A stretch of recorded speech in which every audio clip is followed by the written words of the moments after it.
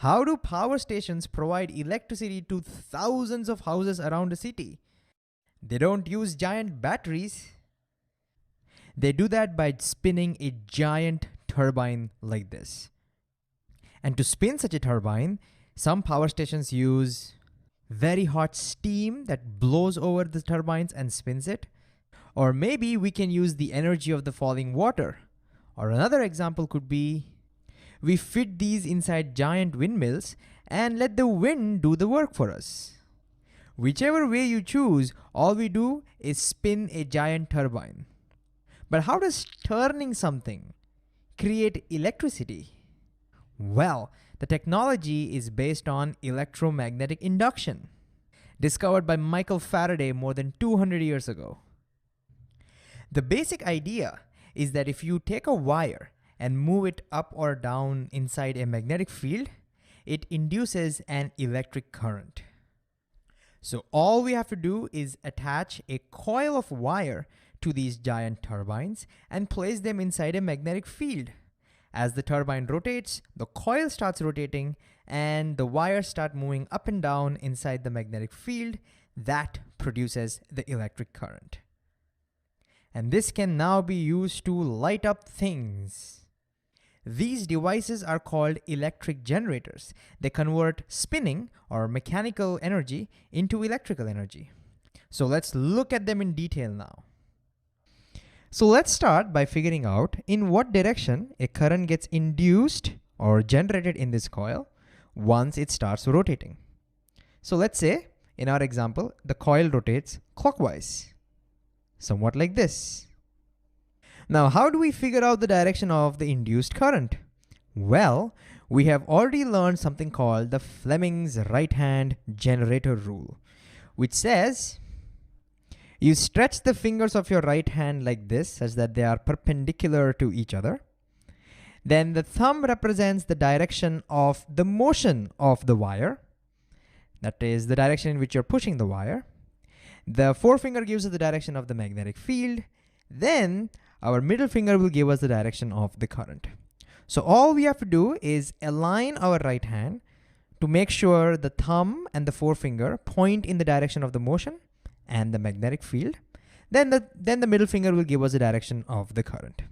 So let's use our right hand rule on the pink wire that is going upwards, as you can see, and on the blue wire that is moving downwards.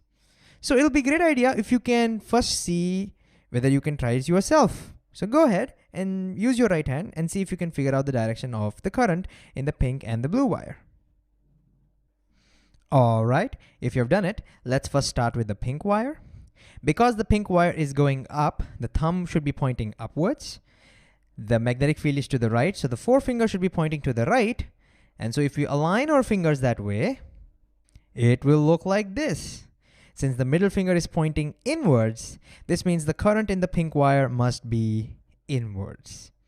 Similarly, for the blue wire is moving downwards. So the thumb will be pointing down. The forefinger will still be pointing to the right. And so if we arrange our right hand over here, it will look like this. The middle finger is pointing out of the screen. That means the current in the blue wire will be coming out of the screen. So what we have seen is if a wire is moving upwards over here, then the current will be into the screen. And if the wire is moving downwards, then the current will be out of the screen. Remember this will be important. So now let's get rid of the hands and put arrow marks to indicate the current. And now we can guess what direction the current will be in the rest of the wires. Since the current has to flow from the pink to the blue, we can say that the current has to move here like this. And then the current has to move here this way. It goes out. It goes to that external circuit, maybe where there is a bulb. We'll look at that later. Then the current comes back like this and it flows in this way. And the current continues to flow like this as the coil keeps rotating. Because you can see the pink wire is still going up and the blue wire is still going down until we come to this point. Because now the pink wire starts moving downwards and now the blue wire starts moving upwards. Can you see that? Again, if I go back and come back again, notice the pink wire is coming down and the blue wire is going up. This means Now the current in the pink wire should be out of the screen because we already saw using our right hand rule. When the wire is going down, the current must be out. And in the blue wire, which is going up, the current must now be inwards. In other words, the current will now change its direction. This is the important thing. So the current changes its direction and it continues to flow this way until again the pink wire comes on the left side. Because now again, the pink wire starts going up, the blue wire starts going down, and as a result, the current in the pink wire will be inwards, the current in the blue wire will now be outwards, the current will again reverse. So every time our coil is in this position, which is perpendicular to the magnetic field, we will see that the current direction will flip. And so if you look at the entire animation now, it looks somewhat like this. Every time the coil comes in this position, perpendicular to the magnetic field, the current direction keeps changing. Now, of course, in the animation, I'm pausing the animation when my coil is perpendicular to the magnetic field so that we can see the current flipping its direction. But of course, in reality, the coil will be pushed continuously. There will be no stopping. There will be no jerking motion like we are seeing over here. Now, the next question we might have is how do we connect this coil to an external circuit, like say to a bulb? Well, we could connect it directly, right? Well, let's see what happens if we connect the circuit directly. Current will flow, no problem. But as the coil starts rotating, notice the wires start twisting and tangling and turning and whatnot. So that's going to be a problem. So to avoid that, we will not connect the wires directly. Instead, we will use an arrangement involving brushes and slip rings. It looks somewhat like this. So basically we have two metallic rings, the pink one and a blue one. And what you may not make out from my diagram over here is that each ring is connected to one wire only. So the pink ring is only connected to the left wire and the blue ring is only connected to the right wire. And these wires are connected to carbon brushes, which is also conducting. And they are just touching these rings so that there is a metallic contact, but they're not stuck to it.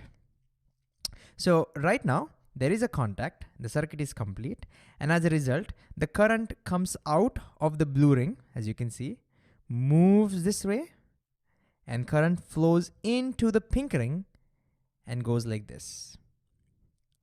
And when the coil starts rotating, as you can see, the rings rotate along with the coil. But since the brushes are not stuck to the rings just slip through the brushes. That's why they're called as slip rings. As a result, the brushes will not rotate. That solves the problem of wires twisting and tangling. And all the while, an electric contact is maintained. Now, once our coil comes in this position, we have seen that the current reverses. So now the current will flow out of the pink ring, goes like this through the bulb, and now enters into the blue ring. So for every half a rotation, the current through the bulb also reverses. Let's say when the current is flowing this way, the bulb glows blue. And let's say when the current reverses and flows like this, the bulb will glow yellow. And so now if you look at the entire animation, it looks somewhat like this. And so we have successfully built our generator. And what's interesting to see is that the current from that generator is continuously changing its direction. Such a current is called alternating current, or AC. And this might sound a little weird, but it turns out that when you want to transmit electricity over a long distance, like from the power station to your houses, then alternating currents, or AC, have some great advantages over unidirectional currents, or DC.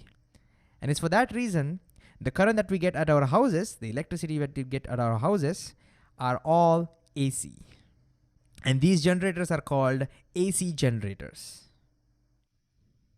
So to summarize what we learned If you take a coil and spin in a magnetic field, then due to electromagnetic induction, a current gets generated in that coil. Now the direction of the current depends on whether the wire is going up or whether it's going down. And as a result, for every half a rotation, we see that the direction of the current keeps changing. And so this generator is called an AC generator because it generates an alternating current, a current whose direction keeps continuously changing.